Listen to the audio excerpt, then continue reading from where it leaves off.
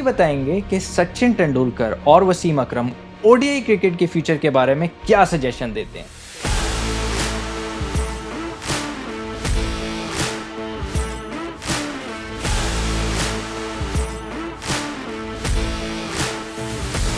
Anyways, coming back to the hot debate जो आजकल चल रही है, फ्यूचर ऑफ ओडीआई क्रिकेट। हमने लास्ट पॉडकास्ट में भी उसको ब्रीफली कवर किया था और हमने बोला था कि हम डिटेल में उसको कवर भी करेंगे। तो अब तो उस एपिसोड के बाद तो हर कोई बात करना शुरू हो गया है। ऐसे लग रहा है जैसे पूरी दुनिया ने ये रियलाइज कर दिया है कि खास तौर पे ओडीआई क्रिकेट बहुत थ्रेट के अंडर। क्या ख्याल है उसके बारे में? यार ये बिल्कुल सही बात है। हम लोगों ने लास्ट एपिसोड में भी थोड़ा सा ग्लिम्स हमने दिया था कि फ्यूचर ऑफ ओडीआई भाई थ्रेड है। इवन हमने शॉर्ट्स पे भी बताया था कि भाई 1 by 1 जैसे स्टोक रिटायर हुआ है भाई, सारों ने 1 by 1 देखा है ट्वीट करना स्टार्ट कर दिया। नहीं इसी तरह है।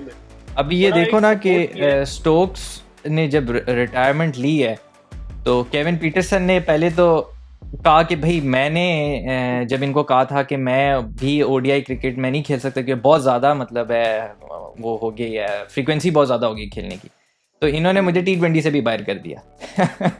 सही है। तो उस पर अब नासिर हुसैन ने भी देखे क्या कहा है। नासिर हुसैन कहते हैं कि भाई his decision was something of a shout to the administrators।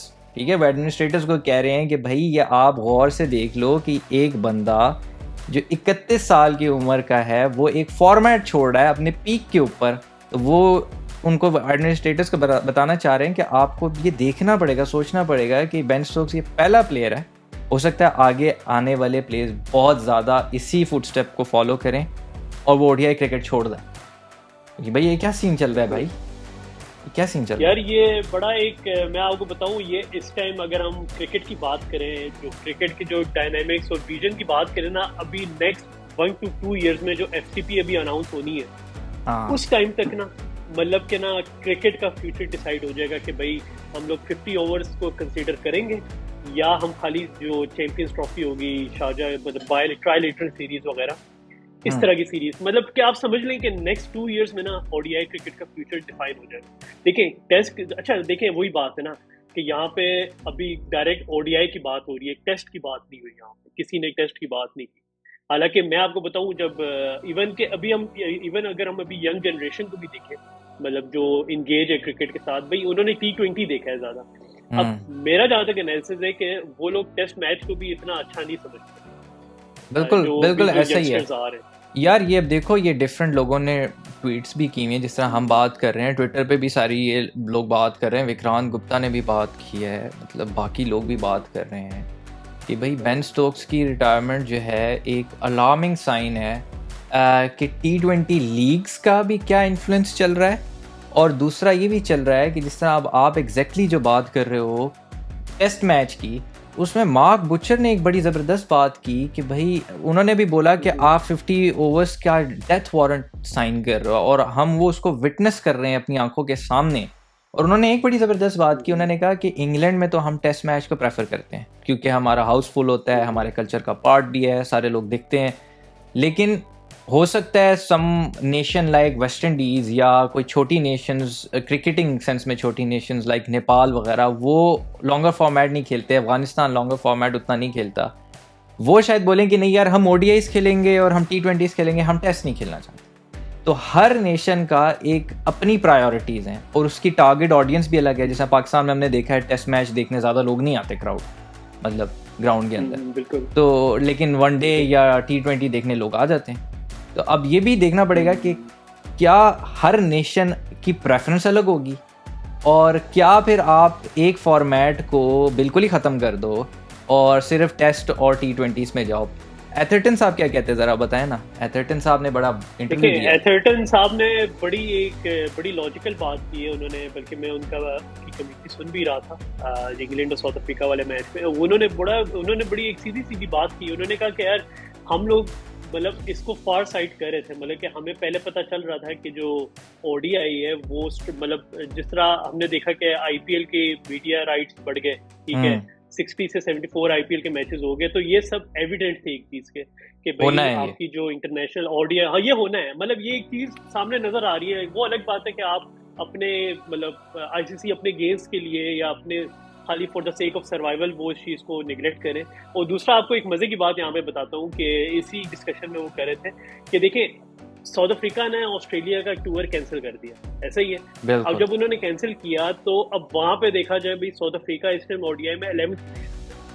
अब जब 11th पोजीशन में वो है तो उसकी जो उसने जो क्वालिफाइंग मतलब वो क्वालिफाई नहीं करेगी क्योंकि शायद डायरेक्ट क्वालिफाई ना कर सके वर्ल्ड कप के लिए और उनको क्वालिफाइंग राउंड खेलना पड़ेगा। जी बिल्कुल, अब उनको क्वालिफाइंग राउंड खेलना पड़ेगा। तो आप ये देखें कि इतना ज्यादा इन्फ्लुएंस हो गया है प्रीमियर लीग का कि उन लोगों ने ओडीआई का स्टेक रख लिया और इसको प्रेफरेंस दे दी कि ये अपने जो साउथ अफ्रीका में जो लीग कर रहे हैं। तो मतलब यार ये एक क्लियर इंडिकेशन है कि भाई हमारा फ्यूचर जो है वो ओडीआई क्रिकेट का क्राइसिस में आ रहा है और प्रीमियर लीग राइज करेंगी, पैसा बोलेगा। हाँ, उन्होंने ये बोला था एथरटन साहब ने भी कि जो 2008 में आईपीएल आई थिंक स्टार्ट हुई थी तो उन्होंने बोला था वो एक टिपिंग पॉइंट था, ठीक है, कि वहाँ से गेम तब्दील होना शुरू होगी।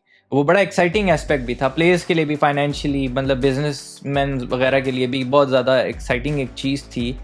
लेकिन शायद वो क्रिकेट की जो हम उसकी एक लेगेसी देखते हैं कि जो फॉर्मेट्स हैं, शायद वो उनका एक डेथ वारंट भी वही 2008 का आईपीएल का स्टार्ट था कि अब क्रिकेट वो नहीं रहेगी, अब वो फॉर्मेट्स वो नहीं रहेंगे, अब व्यूअर्स का देखने का अंदाज भी बदल जाएगा, प्लेयर्स के खेलने का अंदाज भी बदल जाएगा और कमर्शियल पर्सपेक्टिव भी बदल जाएगा हर किसी का देखने का। तो आईपीएल जितनी इम्पोर्टेंट इंडिया के लिए है या दुनिया के लिए या प्लेयर्स के लिए है, उतनी शायद क्रिकेट के लिए नुकसानदेह भी इन दिस सेंस है। मैं ये नहीं कहता क्वालिटी ऑफ क्रिकेट तो आईपीएल से बहुत बड़ी है, लेकिन आपकी जो क्वांटिटी की वजह से शायद आपको बहुत बड़े कॉम्प्रोमाइज़ करने पड़ेंगे।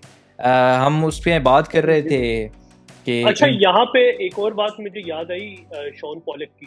शॉन पॉलक कहते हैं कि भाई ये तो बात आ गई ना, आपकी जो टॉप 4 है इंग्लैंड, इंडिया और ऑस्ट्रेलिया जो है, ये 3 मेरे टॉप, यहाँ पे तो चले ठीक है आपका सर्वाइवल हो जाएगा, लेकिन बाकी कंट्रीज है वहाँ पे डोमेस्टिक लेवल पे जो है वो ओडीआई ज्यादा खेली जाती है। तो वो जब वहाँ से उस लेवल पे ट्रेन होके आएंगे और जब इंटरनेशनल T20 खेलेंगे और खाली टेस्ट मैच खेलेंगे तो क्या वो उस तरह सर्वाइव कर लेंगे क्रिकेट में?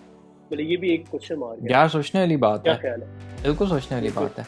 आपके वसीम अकरम साहब तो कहते हैं ख़त्म ही कर दें 50 ओवर्स, मतलब है ज़रूरत ही नहीं है, बोरिंग है। वो कहते हैं प्लेयर्स के लिए भी बोरिंग है, एज अ कमेंटेटर मेरे लिए भी बोरिंग है कि जी हमें पता है पहले 10 ओवरों में पावर प्ले होना है, लोगों ने थोड़ा अटैक करना है, फिर दरमियान में फील्डर्स रिस्ट्रिक्शन खुल जाती है थोड़ी सी, फिर गेम थोड़ी स्लो हो जाएगी, फिर आखिरी 10 ओवर फिर एक्साइटिंग हो जाते हैं कि उसमें मारा मारी होगी, लोगों को पता है। तो लोग बीच में शुरू में देखते हैं, एंड में देखते हैं और बीच में उतना इंटरेस्ट नहीं होता, ठीक है।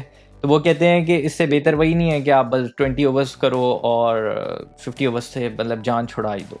तो वो भी इस तरह की भी मतलब सोच है। हालांकि वसीम अकरम तो ओडीआई क्रिकेट के लेजेंड है, सही है। तो अगर वो ये बात कर रहे हैं तो बहुत मतलब अलार्मिंग बात है कि एक क्रिकेटर, ऐसा लेजेंडरी क्रिकेटर जिनका वनडे का रिकॉर्ड भी इतना अच्छा है, अगर वो ये कह रहा है तो यार बहुत मतलब बात है ये। फिर शाहिद अफरीदी की सजेशन मुझे फिर भी, अगर आप वसीम अकरम की एक्सट्रीम देखो तो शाहिद अफरीदी की सजेशन फिर भी मेक सेंस करती है कि आप ओडीआई क्रिकेट को अगर आपको बहुत ही करना है तो 10 ओवर कम कर दो, उसके 40 ओवर का कर दो, क्योंकि अक्सर मुल्कों में डोमेस्टिक वनडे की 40 ओवरों की होती है, 50 की नहीं होती, ठीक है। तो जब आप डोमेस्टिक 40 कर रहे हो तो आप फिर इंटरनेशनल भी 40 कर दो। मतलब ये भी एक सजेशन आ रही है। ऐसा ही है, खतरनाक सीन चल रहा है यार ये तो। यार बिल्कुल, ये मतलब आप देखें कि हम लोग जब से पॉडकास्ट हमने स्टार्ट किए तो इस टॉपिक ने मतलब फ्यूचर ऑफ ओडीआई ने एकदम बूम पकड़ा है, सही है। मतलब हर क्रिकेटर बात करना स्टार्ट हो गया। इवन आज मैं जब शादाब के माई स्पेस पे जब उस पर मैं कन्वर्सेशन सुन रहा था तो उससे 5-6 लोगों ने यही सेम क्वेश्चन किया कि भाई क्या है फ्यूचर ऑफ ओडीआई क्रिकेट, आप अपने आप को T20 में देख रहे हो या टेस्ट में देख रहे हो? मतलब कि उससे कोई ओडीआई की बात ही नहीं कर रहा। तो मतलब ये देखें कि बड़ा एक बूस्ट पकड़ लिया है इन डिस्कशंस में। नहीं बिल्कुल साथ साथ इंडिया के भी काफी प्लेयर्स ने बोला है। बिल्कुल, आपने अपनी शॉर्ट में ओजा का भी जिक्र किया था कि ओजा ने भी बोला है कि जी बेन स्टोक्स के बाद अब थ्रेटनिंग सिचुएशन हो गई है ओडीआई क्रिकेट के लिए स्पेसिफिकली। यार लेकिन अब हमने इंट्रो में मतलब वसीम अकरम की बात की, जो मुझे सबसे अच्छा एक वो सजेशन लगा अभी तक अगर ओडीआई क्रिकेट को बचाना है, और ये काफ़ी साल पहले सचिन तेंदुलकर ने दिया था, सचिन तेंदुलकर ने कहा था कि भाई आप ना, क्योंकि टेस्ट मैच है एक साइड पे 4 इनिंग्स की गेम है, फिर एक्सट्रीम आपकी 20 ओवरों की गेम है, तो उन्होंने बोला कि 50 ओवर्स को लॉजिकली उन दोनों फॉर्मेट के एक दरमियान की चीज़ होनी चाहिए, ठीक है। और वो दरमियान की चीज़ बनाने के लिए उन्होंने सजेशन ये दिया कि आप ना 50 ओवर्स में 4 इनिंग्स ले आओ, ठीक है, टेस्ट मैच की तरह आप 4 इनिंग्स ले आओ, 25-25 ओवर्स की इनिंग्स हो, और उस तरीके से आप मैच करो। अगर पहली इनिंग्स में किसी के 4 खिलाड़ी आउट हो जाते हैं तो दूसरी इनिंग्स में जब वो रिज्यूम करेंगे तो वो फिर आपके 4 खिलाड़ी आउट से ही आगे ऑनवर्ड्स रिज्यूम करेंगे, तो होगा वही वनडे वाला हिसाब ही होगा, लेकिन टेस्ट मैच तर्ज पर। वही 25-25 ओवर का जब वो एक गैप होगा तो आपकी क्रिकेट और ज़्यादा तेज़ और एक्साइटिंग भी हो जाएगी। तो मुझे तो ये बड़ा अच्छा सजेशन लगता है, स्पेशली जिधर अब लोग ख़त्म करने की बात कर रहे हैं, उससे बेहतर है कि कम से कम आप ये एक्सपेरिमेंट कर लो। हाँ बिल्कुल, ये वाली बहुत अच्छी सजेशन है, बल्कि हमारी पहले भी डिस्कशन हो रही थी तो उस पर बड़ा अच्छा ये एक पॉइंट ऑफ व्यू था सचिन का जो इन्होंने पहले दिया था। लेकिन इस पर एक चीज़ का बैरियर जो मुझे अभी सोच के जो आ रहा है माइंड में, वो ये कि अब टाइम कंजम्पशन बहुत ज़्यादा हो जाएगी। जैसे यहाँ पे अगर लेट्स सपोज अगर इस वाली स्ट्रेटजी पे जाते हैं तो पहले अगर 7 घंटे में ख़त्म होता है ओडीआई 50 ओवर्स की गेम, तो ये फिर मोस्ट प्रोबेबली ले लेगी 8 घंटे ले लेगी, 9 घंटे ले लेगी। ये वाला थोड़ा सा ड्रॉबैक लगता है। बाकी मैं आपसे एग्री करता हूँ कि ये वाला फॉर्मेट जो है ये सबसे अच्छा है और इसको परस्यू करना चाहिए। हाँ, लेकिन उन्होंने ये सजेशन में ये भी कहा था कि जब इनिंग्स की ब्रेक हो ना वो 15 मिनट से ज़्यादा ना हो, ठीक है। अच्छा, तो वो बेसिकली उस एंगल से भी सोच रहे थे जिस एंगल से तू सोच रहा है ना, वो ये भी कह रहे थे कि भाई 15 मिनट की ब्रेक करो ताकि टाइम भी लंबा ना हो और मतलब पैक्ड एक्शन हो। पहले एक इनिंग्स एक टीम खेले, दूसरी इनिंग दूसरी टीम खेले, फिर तीसरी इनिंग्स पहली वाली टीम खेले, सही है। जितने आउट उसके हो गए वो उधर से ही रिज्यूम करे। और उन्होंने बोला कि अगर लेट्स से कि एक टीम पहली इनिंग्स में ऑल आउट हो जाती है, 25 ओवरों में ऑल आउट हो जाती है, तो दूसरी टीम को फिर 2 इनिंग्स मिलेंगी चेंज करने के लिए, सही है। और उसके दरम्यान में 15 मिनट का ब्रेक हो। तो बड़ी अच्छी सजेशन ये है। तो आप बाकी रवि शास्त्री का बता रहे थे मुझे, क्या कहते हैं रवि शास्त्री? रवि शास्त्री ने भी खैर बात की है और उन्होंने आज से 4-5 साल पहले भी की थी जब आईपीएल का जो राइज था आ रहा था, उस टाइम भी इन्होंने इस बारे में बात की थी। वो तो कहते हैं सीधा सीधा कि भाई बायलैटरल सबसे पहले खत्म करो, सही है, और आप ट्राई सीरीज की तरफ आओ। उसके बाद जी एक और बात उन्होंने ये की कि भाई फ्यूचर है ही फ्रेंचाइज क्रिकेट, सही है। आपका एक क्रिकेटर है जो लेट्स सपोज आपका एक क्रिकेटर है, वो जाहिर है उसके personal gain financial one of the factor main factor होता है। तो जो जाहिर है अगर उसका फाइनेंशियल फैक्टर आपका फ्रेंचाइज क्रिकेट पूरा कर रही है तो वो आपके क्रिकेट बोर्ड की तरफ क्यों इतना मतलब बाइस्ड होगा। बिल्कुल। तो उन्होंने कहा था और वो बल्कि अभी भी कह रहे हैं कि भाई आईसीसी उस लेवल पे सोच ही नहीं रहा, मतलब कि जिस लेवल पे उनको सोचना चाहिए कि भाई आपका फ्यूचर ऑफ ओडीआई क्राइसिस में। जिस तरह उन्होंने एक बात की हार्दिक पांड्या की, हार्दिक पांड्या ने खुद मतलब वर्डिक्ट दी है। ये कह रहे हैं रवि शास्त्री कि वो हार्दिक पांड्या ने वर्डिक्ट दी है कि भाई मैं खुद एंजॉय नहीं करता ओडीआई क्रिकेट खेलना, मैं खुद T20 प्रेफर करता हूं। तो मोस्ट प्रोबेबली वर्ल्ड कप के बाद वो फिर छोड़ दे, वो भी छोड़ दे यार। ये चीज तो हमने अपने आंखों से वेस्ट इंडीज की टीम में तो कितने सालों से हम देख रहे हैं कि उनके जो मेन प्लेयर्स होते थे वो पूरे साल वो खेलते नहीं थे, सिर्फ वर्ल्ड कप खेलने वो आ जाते थे और T20 पे उनका फोकस था। T20 भी अपने मुल्क की तरफ से अक्सर वो नहीं खेलते थे, वो लीग्स खेलते थे। और वर्ल्ड कप में क्योंकि वेस्ट इंडीज में जीतना होता था तो वो बड़े प्लेयर्स को वापस ले आते थे, गेल, पोलार्ड, ब्रावो वगैरह। तो ये तो हमें नज़र आ रहा है। और जहाँ आपने रवि शास्त्री की बात की, वहाँ शुरू में जो माइकल एथरटन ने भी एक बात जो हम मिस कर गए, उन्होंने भी ये बात की थी कि आप इस चीज़ को, हमने लास्ट एपिसोड में एग्जैक्टली सेम बात की कि क्रिकेट जा रहा है फुटबॉल या सॉकर वाले मॉडल के ऊपर। लीग्स होंगी through out the year, leagues होंगी और आपका बस कंपटीशन यही होगा कि आईसीसी के इवेंट्स हो जाएंगे, वर्ल्ड कप हो गए, चैंपियंस ट्रॉफी होगी और T20 का कोई इवेंट हो गया, सही है। उसके अलावा कुछ रह नहीं जाना, आपकी लीगें ही चलेंगी, PSL आ गई, फलानी आ गई, मतलब IPL आ गई, बिग बैश आ गई। तो इसमें मतलब पैसा भी इतना है यार। और अगर कोई बंदा ये रियलिस्टिकली होके सोचे कि अगर कोई व्यूअर ये सोच रहा हो कि यार ये प्लेयर्स पैसों के पीछे पड़ गए, अगर किसी को एक ऑप्शन मिले कि आपने 1 महीना खेलना है और आपको 10 करोड़ रुपए मिलेंगे और दूसरी एंड पे आपको ऑप्शन हो कि आप पूरा साल खेलोगे जिसमें आपके टेस्ट मैचेस भी हैं, वनडे भी हैं, T20 भी हैं और आपको 5 करोड़ रुपया मिलेगा, ठीक है। तो अगर आप रियलिस्टिकली होके सोचो, मैं भी हूँ तो मैं बोलूँ यार मुझे 1 महीने में 10 करोड़ रुपए मिल रहे हैं तो मैं पागल हूँ कि मैं 11 महीने और खजल हूँ। सही है। तो सही बात है, पैसा बोलता ये है भाई, सही बात। बहुत ट्रिकी सिचुएशन है अच्छा, जिसमें आईसीसी आ गया। बिल्कुल सही बात है। और आईसीसी का इस वाले, अब देखें ना, एफटीपी अनाउंस कर रहे हैं। अब एफटीपी का अभी आई थिंक 80% फाइनल हुआ है ड्राफ्ट, तो देखते हैं अभी 100% में क्या ये चेंजेस लाते हैं। अच्छा, एक और चीज़ यहाँ पे ऐड ऑन करूँ कि एफटीपी में इन लोगों ने इस दफ़ा T20 मैचेस भी काफ़ी बढ़ा दिए। मतलब कि मैं पाकिस्तान के देख रहा था, पाकिस्तान में आई थिंक 51 T20 खेल रहे हैं, 51 है, 41 है, और मतलब 7 के गैप से ओडीआई, मतलब कि सिर्फ थोड़ा कम मार्जिन हो गया इस चीज़ में। बाकी एक और चीज़ यहाँ पे थी कि रावी शास्त्री ने एक और बात की थी अपने कमेंट्री में कि जो टेस्ट क्रिकेट है वो सिर्फ होनी चाहिए टॉप 6 टीम्स के दरमियान होनी चाहिए।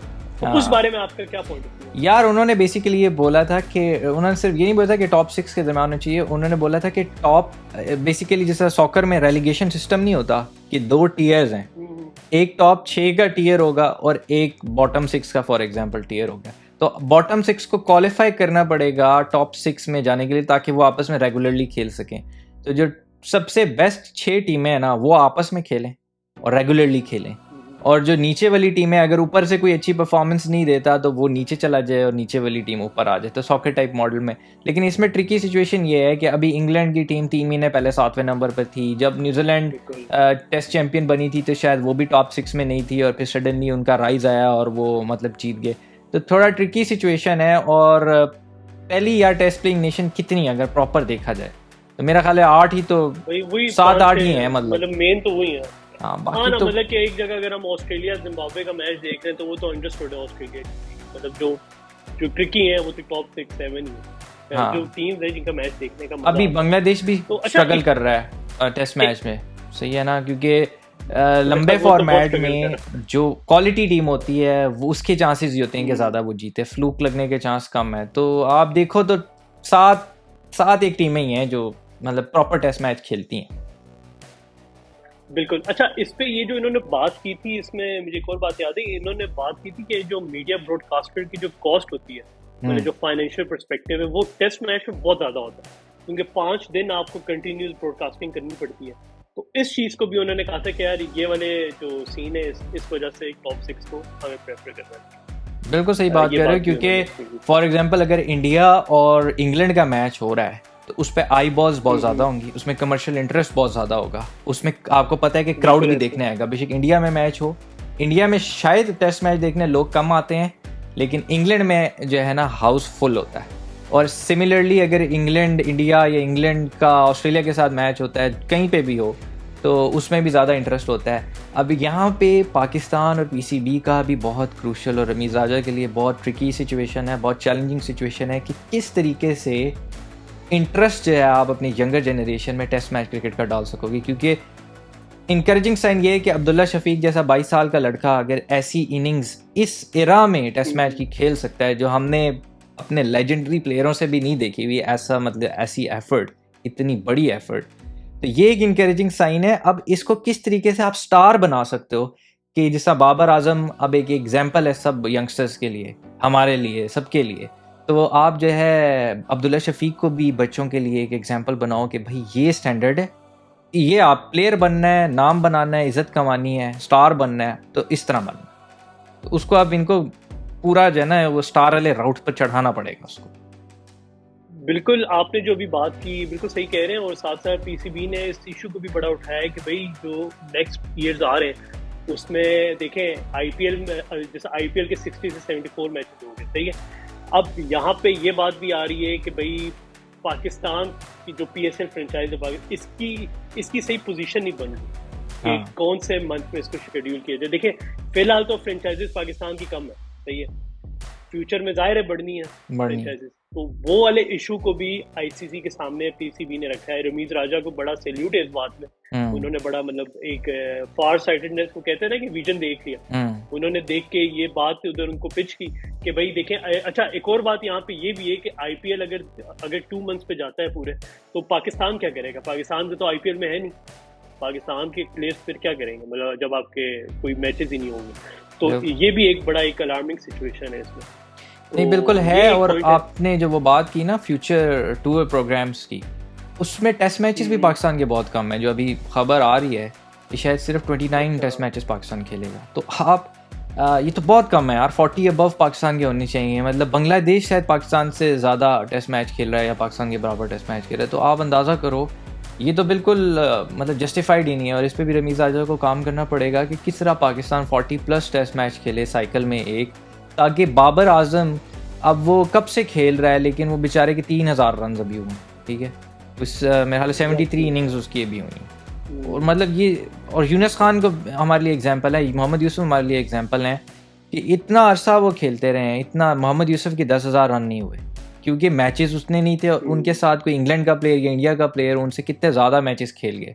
जो रूट को अभी देख लो कि अभी उसके पास कितना टाइम है और उसके 10,000 रन हो चुके हैं। तो ये बहुत ज़्यादा चीज़ें हैं जो मतलब कंसिडर करनी पड़ेंगी। एनीवेज ये टॉपिक, एक और चीज़ इस पे एक और चीज़ ऐड ऑन वाली ये है कि अब जो देखें प्रीमियर लीग का जो आ रहा है आगे ना, नेक्स्ट ईयर का जो कैलेंडर है, उसमें जो एक्सपेक्टेड है कि जनवरी में बिग बैश आ रही है, साउथ अफ्रीका की प्रीमियर लीग आ रही है, ठीक है। मतलब आप यहाँ देखें कि जनवरी आपका बुक हो गया, ठीक है। मेरा ख्याल है दिसंबर से बुक हो जाएगा। दिसंबर से शायद बिग बैश स्टार्ट हो जाएगी। जी बिल्कुल बुक है। फरवरी में आपका आ जाता है, I think premier league Sri Lanka वाला आ जाता है या कोई और आता है, और फेब और मार्च का पीएसएल आ जाता है, ठीक है। बीच में सिर्फ एक मंथ की बाउंड्री आती है अप्रैल की। मई जून, आई थिंक मई जून आ जाता है आईपीएल का। तो मतलब आप देखें फिर कहाँ वो बात भी ठीक है, ओडीआई फिर किधर आए, कहाँ पे अपनी जगह बनाए यार। इसके अच्छा इस चीज का भी सोल्यूशन दिया इन्होंने। आई थिंक मॉर्गन, जब ये डिस्कशन हो रही थी, शास्त्री ने, ये रवि शास्त्री ने दिया था मॉर्गन ने, कि आप ना इसकी बिड बढ़ा दो। मतलब जो आपने जो थी बीच में लेना है ना टाइम फ्रेम T20 वगैरह जो खेलने का, इसकी बिड बढ़ा दो, और ताकि फिर कम लोग आए इस तरह। ये भी एक उसने एक प्रपोजल किया था इस तरह। यार कुछ तो करना पड़ेगा क्योंकि सिचुएशन गंभीर से गंभीरतर होती जा रही है। और देखो अभी इनको ये लग रहा है कि अभी ये इंटरनेशनल क्रिकेट, विराट कोहली की अट्रैक्शन आईपीएल में, बाबर आजम की अट्रैक्शन पीएसएल में, या अब सुनने में आ रहा है बाबर आजम वगैरह शायद बिग बैश लीग भी खेलेंगे। अब मुझे एक चीज़ बताओ कि 10 साल बाद इंटरनेशनल क्रिकेट ख़त्म हो गई है, ठीक है। अब लीग्स चल रही हैं, सिंपल लीग्स चल रही हैं, और आईसीसी के सिर्फ एनुअली या 2 साल बाद कोई इवेंट हो रहा है वर्ल्ड कप टाइप। क्या ये प्लेयर इतने बड़े स्टार होंगे उस टाइम के ऊपर भी जितने बड़े स्टार आज हैं, ठीक है। आज तो कंट्री पीछे खड़ी होती है ना, कंट्री पीछे खड़ी होती है कि जी विराट कोहली इंडिया के मतलब कैप्टन है, लेजेंडरी बैट्समैन है। बाबर आजम के पीछे पूरा पाकिस्तान खड़ा है, वार्नर के पीछे ऑस्ट्रेलिया खड़ा है। लीग्स में वो कंट्री एफिलिएशन शायद उतनी नहीं रहती, आपकी क्लब एफिलिएशन ज़्यादा रहती है, ठीक है। जैसे मैनचेस्टर यूनाइटेड के इर्रेस्पेक्टिव क्रिस्टियानो रोनाल्डो है, कोई और है, ठीक है, आपने क्लब की एफिलिएशन चल रही है। तो अब ये भी देखना पड़ेगा कि क्रिकेट तो बिल्कुल ही ख़त्म इस लिहाज से ख़त्म हो जाएगी, और वो एफिलिएशन आपकी, वो प्राउड फील करना कि जी ये बाबर आजम पाकिस्तान का खिलाड़ी है, वो सारा ख़त्म हो जाएगा, मज़ा नहीं रहेगा। खैर ज़माने के साथ चीज़ें चेंज होती रहती हैं, इस पर बात करते रहेंगे क्योंकि ये इवॉल्विंग सिचुएशन भी है, और इसमें बहुत सारे लोग भी अब बात करना शुरू हो गए हैं, एक्सपर्ट्स भी, तो जो कि अच्छी बात है। शायद इससे कोई एक स्पेसिफिक हल की तरफ और एक स्पेसिफिक बैलेंस की तरफ निकल जाए। लेकिन अच्छा, अगर मैं यहाँ पे आपसे पूछूं एक फाइनल वर्डिक्ट, अगर पूछूं कि भाई what do you think about the future of ODIs and what do you want, मतलब आपकी क्या ख्वाहिश है कि क्या चाहते हैं भाई, इसी तरह हम देखें ओडीआई को या किस तरह इसको? यार लग तो रहा है कि आपका ओडीआई क्रिकेट सर्वाइव नहीं करेगी, ठीक है। बिल्कुल सर्वाइव नहीं करती दिखाई दे रही, और अगर सर्वाइव करना भी है तो इसका फॉर्मेट चेंज करना पड़ेगा। मतलब जिस तरह सचिन तेंदुलकर ने या अफरीदी ने जो एक सजेशन दी है ना, ओवर्स रिड्यूस करने की या फॉर्मेट चेंज करने की, वो आपको करना ही पड़ेगा, सूनर रादर देन लेटर। जितना जल्दी कर लें उतना बेहतर है। अगर मेरे से वैसे पूछें तो मैं कहता हूँ यार 50 ओवर्स की क्रिकेट मुझे तो शायद सबसे अच्छी लगती है, क्योंकि इसमें आपको हर काइंड ऑफ फ्लेवर मिलता है। एक टीम अगर जल्दी थोड़ा सा 2 से 3 खिलाड़ी आउट हो भी जाते हैं तो आपको रिकवरी का टाइम भी मिल जाता है। तो T20 का टच और टेस्ट का टच इसमें वैसे भी आ जाता है। जो क्रिकेटिंग सेंस में जो सही क्रिकेट समझने वाला बंदा है उसको 50 ओवर्स बहुत अच्छे लगेंगे। तो मैं तो ये चाहूँगा ये इसी तरह रहे और लीग्स का लांझा ना पड़े, लेकिन रियलिस्टिक होकर सोचें तो सर्वाइव करती दिखाई नहीं देगी। तुझे क्या लगता है? जिगर मुझे ऐसा लगता है कि देख, हम तो बचपन से हमने देखा है ओडीआई ऐसे ही है। बचपन से छोटे से थे तब से हम लोग बैठ जाते थे, पहला ओवर से लेके 50 ओवर तक देख रहे होते। तो मेरी तो वही दिली ख्वाहिश है कि ओडीआई खत्म ना हो। हाँ, कुछ चेंजेस ले आए, जैसा सचिन वाली अप्रोच है उसको कंसीडर कर ले, या उसके बाद जिस तरह इन लोगों ने पावर प्लेज वगैरह कुछ मॉडिफिकेशन की, कुछ और इस तरह की मॉडिफिकेशन ओडीआई में ले रहे हैं। लेकिन एक चीज तो श्योर है कि भाई ओडीआई की पेस आगे फ्यूचर में कम हो जानी है और प्रीमियर लीग उसको काउंटर कर लेगा फ्यूचर में। हाँ बस लेकिन वही बिल्कुल बात है लास्ट बात इसमें कि ये है कि जो आपने वो बात की ना पावर प्लेस की, एक तो पावर प्लेस से बिल्कुल बैटिंग ओरिएंटेड गेम हो गई है, सही है, आपके बॉलर का पीछे नहीं रहा, तो आपको वो जो 2 बाउंसर्स वाली लिमिट है वो ख़त्म करनी है, ठीक है, आपको ये जो 2 नई बॉलें हैं ये ख़त्म करनी है कि ताकि रिवर्स स्विंग दोबारा आए। गेम में एक्साइटमेंट आती थी यार, मतलब अब तो पता है कि छक्के ही लगने हैं। रिवर्स स्विंग गेम में आए, पावर प्लेज, मतलब पहले 15 ओवर जिस तरह पुराना होता था वही ठीक था यार, पहले 10-15 ओवर पावर प्ले रखने तो रखो, फिर 5 खिलाड़ी पीछे हो, ये ना हो कि सिर्फ 4 खिलाड़ी पीछे हो सकते हैं, ताकि बॉलर को बैलेंस मिले और बाउंसर्स की कोई लिमिट ना हो, ताकि तब पता लगे ना कि कौन सा प्लेयर दम वाला प्लेयर है, सही है, फिर सही अकाउंटेबिलिटी होती है। तो यही है मेरा तो इसके ऊपर, इस पे बात करते रहेंगे।